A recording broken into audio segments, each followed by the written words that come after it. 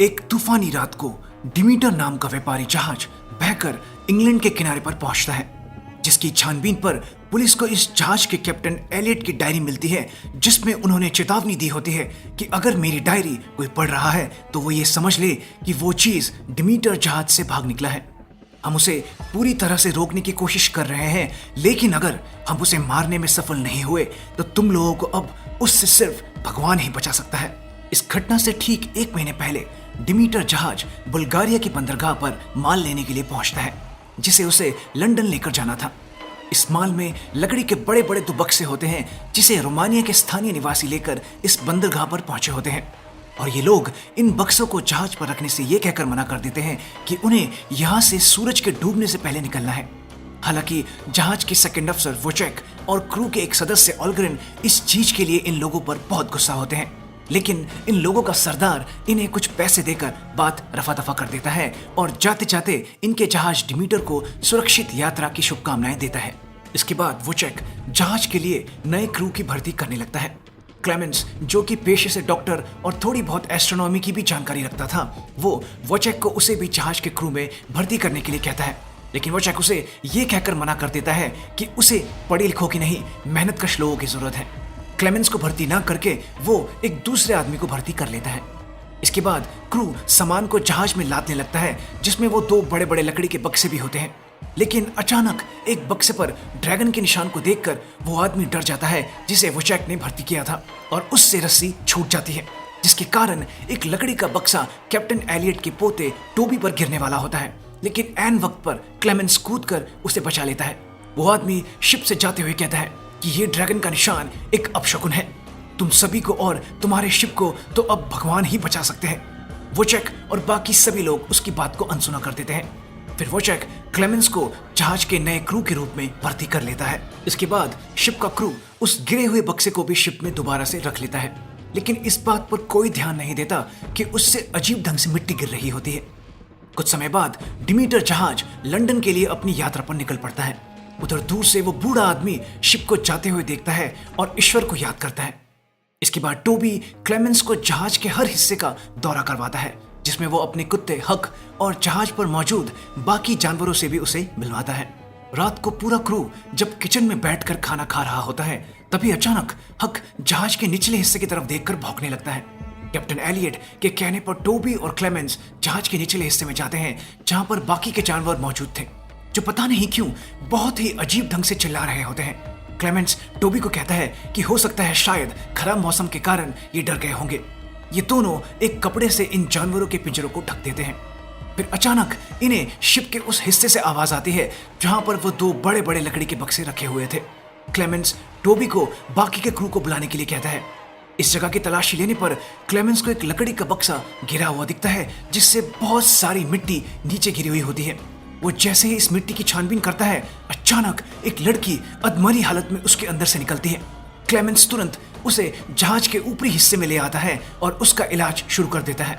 उधर उस दूसरे लकड़ी के बक्से में मिट्टी के अंदर से एक हाथ बाहर निकलता है, जिसके लंबे लंबे नाखून होते हैं। अचानक ये बक्सा खुल जाता है और एक बहुत अजीब सा दुबला पतला सा इंसान इसके अंदर से बाहर निकलता है। इसके बाद टोबी को उस लड़की के पास छोड़कर क्लेमेंस अपनी जहाज की ड्यूटी के लिए ऑलग्रेन के पास चला जाता है। ऑलग्रेन क्लेमेंस से कहता है, तुमने उस लड़की को बचा तो लिया है, लेकिन उसका हमारे जहाज पर मिलना एक बहुत बुरा अपशकुन है। वो फिर जाते जाते कहता है, क्लेमेंस, अगर कोई दिक्कत हो तो शिप पर 3 बार नॉक करना। ये आवाज पूरे जहाज पर गूंजती है, मुझे पता लग जाएगा। इसके बाद ऑलग्रेन अपनी दूरबीन से आगे के रास्ते का निरीक्षण करते हुए जैसे ही आगे मुड़ता है, उसे अपने सामने एक बहुत ही अजीब से चेहरे वाला इंसान दिखता है। वो तुरंत अपनी दूरबीन हटाता है, वहां पर कोई नहीं होता। ऑलग्रेन उस अजीब से इंसान को ढूंढने के लिए इधर उधर देखने लगता है। उधर क्लेमेंस, जो कि शिप के स्टीयरिंग व्हील को संभाल रहा होता है, उसे भी जहाज के एक कोने में एक दुबला पतला सा आदमी बिना कपड़ों के खड़ा दिखाई देता है। क्लेमेंस उसे आवाज देता है, लेकिन वो कोई जवाब नहीं देता। फिर क्लेमेंस शिप के स्टीयरिंग व्हील को बांध करके इस आदमी के पास जाने लगता है, लेकिन अब वहां कोई नहीं होता। वो ऑलग्रेन को भी आवाज देता है और जहाज पर 3 बार नॉक करता है। फिर आगे बढ़कर क्लेमेंस इस जहाज की छानबीन करने लगता है कि तभी अचानक पीछे से ऑलग्रेन आ जाता है, जिसे देखकर क्लेमेंस थोड़ा घबरा जाता है। ऑलग्रेन तुरंत क्लेमेंस को कहता है, तुमने यहाँ किसी अजीब आदमी को देखा? क्लेमेंस कहता है, नहीं तो। ऑलग्रेन कहता है इस जहाज पर कोई ना कोई अजीब चीज जरूर है। तभी जहाज के निचले हिस्से में टोबी के कुत्ते हक को कुछ आवाज आती है। वो आगे बढ़कर देखता है, उसे दूर एक परछाई दिखाई देती है। हक आगे बढ़कर उस परछाई की तरफ भौंकने लगता है, लेकिन अगले ही पल वो परछाई दौड़कर आती है और हक पर हमला कर देती है। कुछ समय बाद जहाज का कुक जोसेफ जहाज के इस हिस्से में पहुंचता है और उसके बुरी तरह से होश उड़ जाते हैं। हक का लहूलुहान शरीर जहाज के फर्श पर पड़ा होता है और उसके शरीर पर जगह जगह काटने के निशान होते हैं। जोसेफ तुरंत भागकर बाकी के जानवरों को देखता है। वो सब भी मर चुके होते हैं और उनके शरीर पर भी अजीब ढंग से काटने के निशान होते हैं। अगले ही पल कैप्टन एलियट सारे क्रू को बुला लेते हैं। ये सभी लोग इस बात का पता लगाने की कोशिश करने लगते हैं कि आखिर इन जानवरों को मारा किस चीज ने। क्लेमेंस इन जानवरों की चोटों को देखकर कहता है कि ये काम जरूर किसी बड़े जानवर का है जो हक से भी बड़ा होगा, क्योंकि वो भी इस दुर्घटना में मारा गया है। तभी जहाज की क्रू का पेट्रोव्स्की नाम का आदमी कहता है, मुझे तो लगता है ये काम जरूर उस लड़की का या फिर इस काले आदमी का है जो खुद को डॉक्टर कहता है, क्योंकि यही तो लोग हैं जो हमारे जहाज पर नए हैं। इस बात पर क्लेमेंस को गुस्सा आ जाता है और वो पेट्रोव्स्की से लड़ने के लिए जाने लगता है कि तभी ऑलग्रेन कहता है, रुक जाओ, मैं जानता हूं ये काम किसने किया है। हमारे जहाज पर एक बुरी शक्ति है और ये काम उसी का है। उधर जहाज के निचले हिस्से में वो अजीब सा आदमी अपने लकड़ी के बक्से के अंदर वापस चला जाता है। उसी दिन शाम को ऑलग्रेन और क्लेमेंस जहाज के ऊपरी हिस्से पर कुछ काम कर रहे होते हैं जब ऑलग्रेन क्लेमेंस से कहता है कि हमारे जहाज पर कुछ बहुत ही बुरी चीज मौजूद है। क्लेमेंस इस पर कहता है, ऑलग्रेन, मैं अंधविश्वास में बिल्कुल यकीन नहीं करता।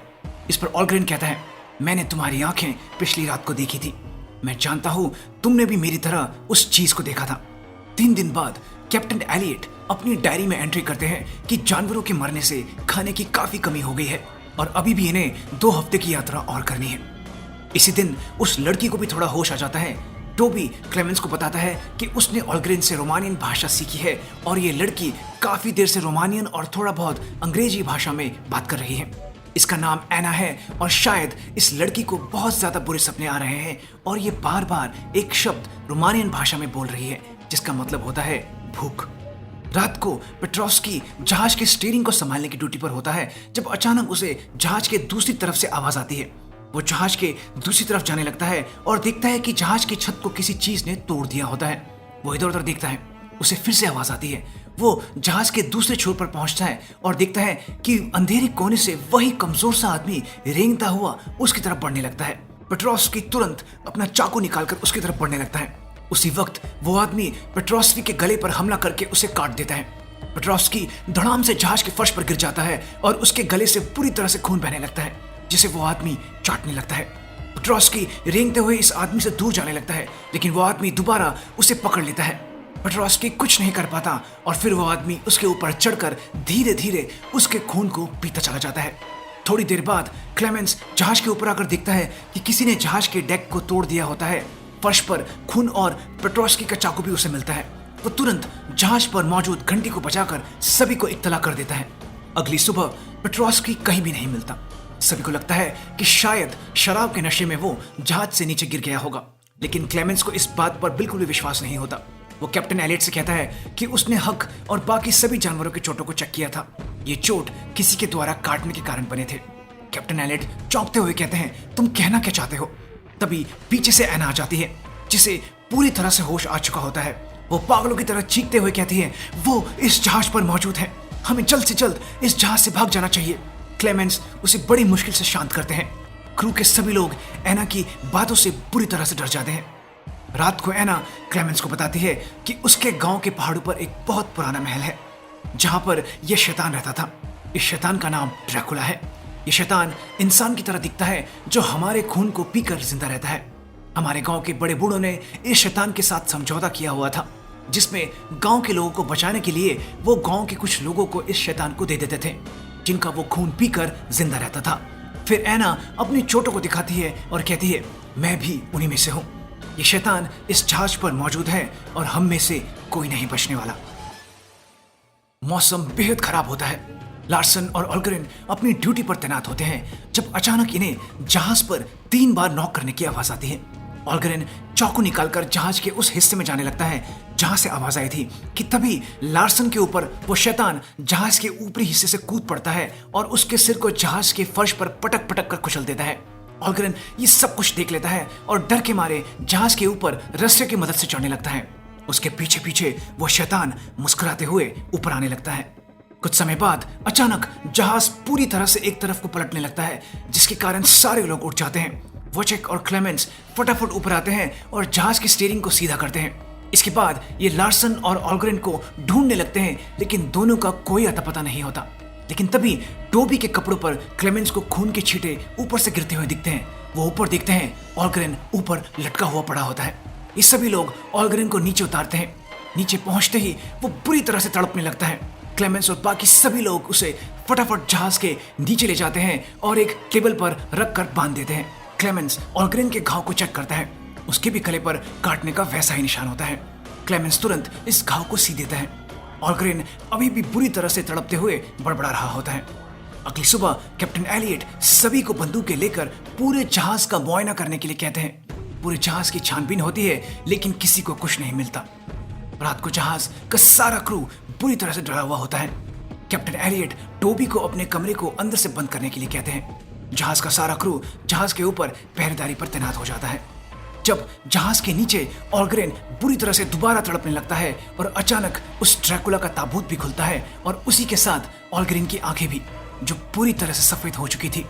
उधर कुछ समय बाद टोबी को डर लगने लगता है और वो कमरे से बाहर आकर जहाज के ऊपर वाले हिस्से में जाने लगता है कि तभी उसे दूर ऑलग्रेन अंधेरे में खड़ा दिखाई देता है। टोबी धीरे धीरे डरते हुए उसके पास आता है और ऑलग्रेन कहता है, लेकिन वो कोई जवाब नहीं देता। बस धीरे धीरे रोशनी में उसका चेहरा सामने आता है। टोबी उसे देखकर बुरी तरह डर जाता है और वहां से भागकर अपने कमरे में आ जाता है और दरवाजे को अंदर से बंद करके टेबल के नीचे छुप जाता है। ऑलग्रेन भी उसका पीछा करते हुए वहां पहुंच जाता है और दरवाजे को बुरी तरह से अपने सर से मार मार कर तोड़ने लगता है। उधर जहाज के ऊपर कैप्टन एलियट, क्लेमेंस और जहाज के बाकी सभी लोग पहरेदारी कर रहे होते हैं जब इन्हें कुछ धम-धम की आवाज आती है। कैप्टन एलियट समझ जाते हैं कि टोबी जरूर किसी मुसीबत में है। ये सभी नीचे की तरफ दौड़ पड़ते हैं। क्लेमेंस सबसे पहले नीचे पहुंचता है और वो जैसे ही ऑलग्रेन को अपनी तरफ पलटता है, उसका चेहरा बुरी तरह से खून से लथपथ होता है। अचानक ऑलग्रेन अब क्लेमेंस को बुरी तरीके से पकड़ने लगता है। तभी वोचेक वहां पहुंच जाता है और जैसे तैसे ऑलग्रेन को जमीन पर लेटाकर पकड़ लेता है। क्लेमेंस दरवाजा खोलने की बहुत कोशिश करता है, लेकिन वो दरवाजे की कुंडी तक पहुंच नहीं पाता। तभी क्लेमेंस और कैप्टन एलियट एकदम दंग रह जाते हैं, क्योंकि इन्हें कमरे के अंदर ड्रैकुला दिख जाता है जो टोबी की तरफ चला जाता है। कैप्टन एलियट और क्लेमेंस चीख पड़ते हैं और दरवाजे को लात मारकर खोलने की कोशिश करने लगते हैं। कमरे के अंदर वो ड्रैकुला टोबी को पकड़ लेता है और धीरे धीरे उसका खून चूसने लगता है। कमरे के बाहर सभी दरवाजे को तोड़ने की भरसक कोशिश करने लगते हैं, लेकिन वो दरवाजा खोल ही नहीं पा रहे होते। तभी एना वहां पहुंचती है और बंदूक से दरवाजे की कुंडी को उड़ाकर दरवाजे को खोल देती है। ये सभी कमरे के अंदर घुसते हैं, जहां इन्हें टोबी बेहोश पड़ा मिलता है, जिसके गले पर ड्रैकुला के काटने का निशान होता है। क्लेमेंस टोबी का इलाज शुरू कर देता है, लेकिन शायद उसे कोई उम्मीद नहीं थी। अगली सुबह क्लेमेंस और बाकी सभी लोग ऑलग्रेन के सामने खड़े होते हैं। ये सभी लोग इस बात को समझ नहीं पा रहे थे कि आखिर ऑलग्रेन को हुआ क्या है।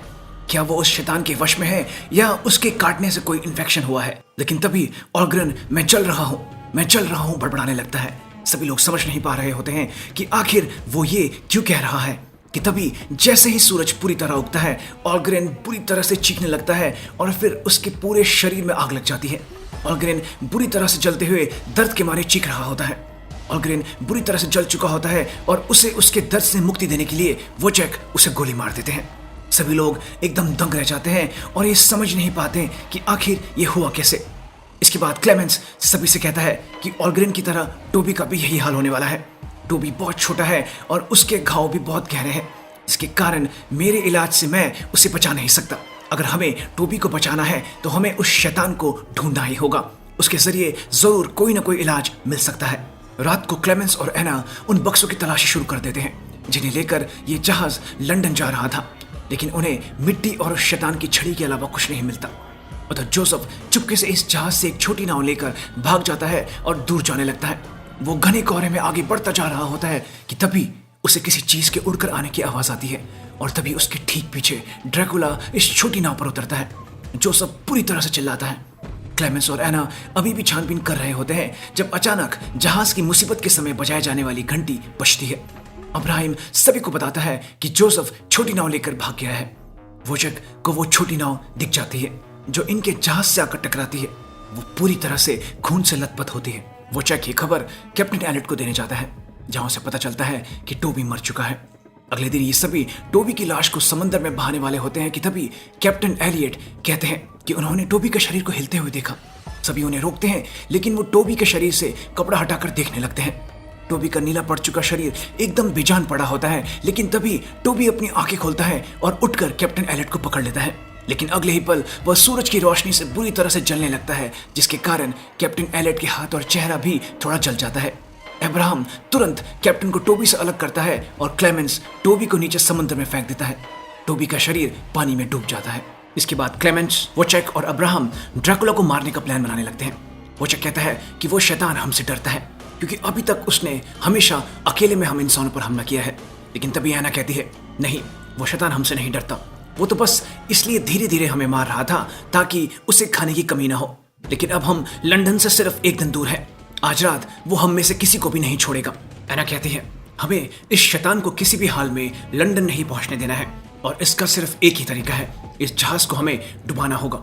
वोचेक इस चीज के लिए बिल्कुल तैयार नहीं होता क्योंकि वो इस जहाज को अपना घर मानता था, लेकिन काफी समझाने के बाद वो मान जाता है और कहता है कि वो खुद इस जहाज को डुबाएगा। कैप्टन एलियट भी ये फैसला लेते हैं कि वो जहाज के बाकी सभी लोगों को लंदन के पास उतारकर इस जहाज को वापस समुद्र में ले जाएंगे ताकि वो शैतान लंदन ना पहुंच सके। सभी लोग बंदूकें लेकर इस रात को जैसे तैसे निकालने के लिए तैयार हो जाते हैं। कुछ समय बाद अचानक बहुत ज्यादा कोहरा पूरे जहाज को घेर लेता है।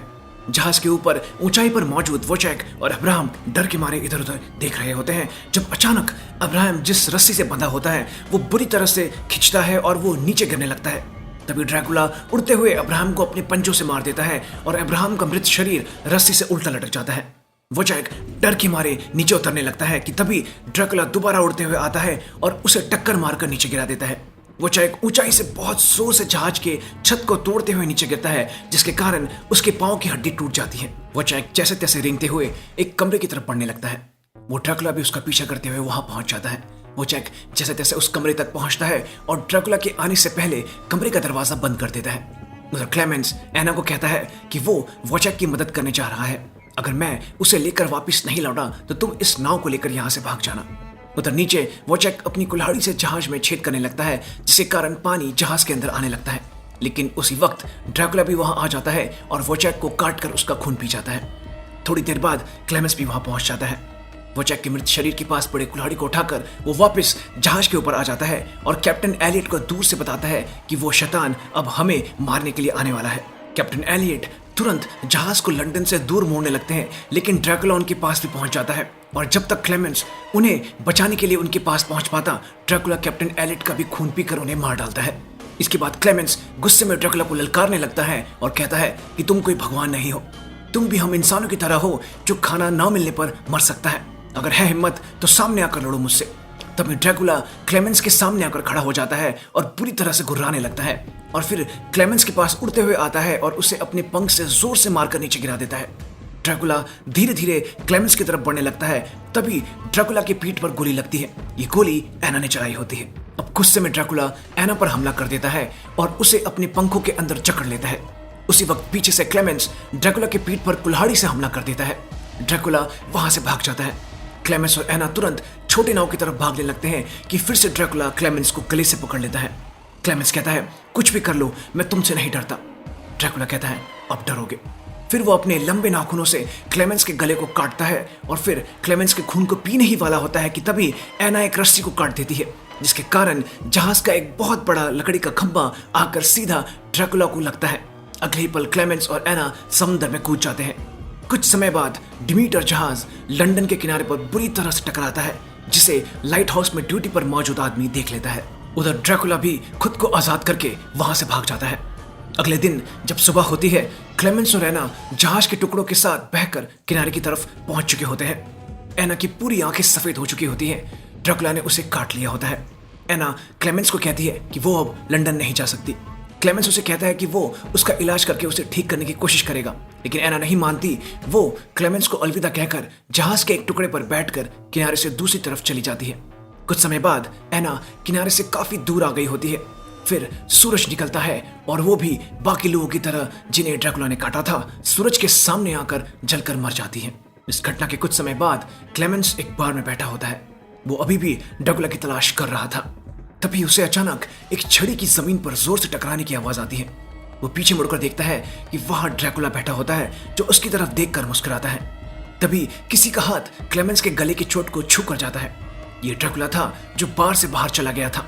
क्लेमेंस तुरंत बार से बाहर आता है और दूर ड्रैकुला को जाता हुआ देखता है। वो मन ही मन खुद से ये फैसला करता है कि वो डिमीटर जहाज पर मौजूद सभी लोगों की मौत का बदला इस ड्रैकुला से जरूर लेगा।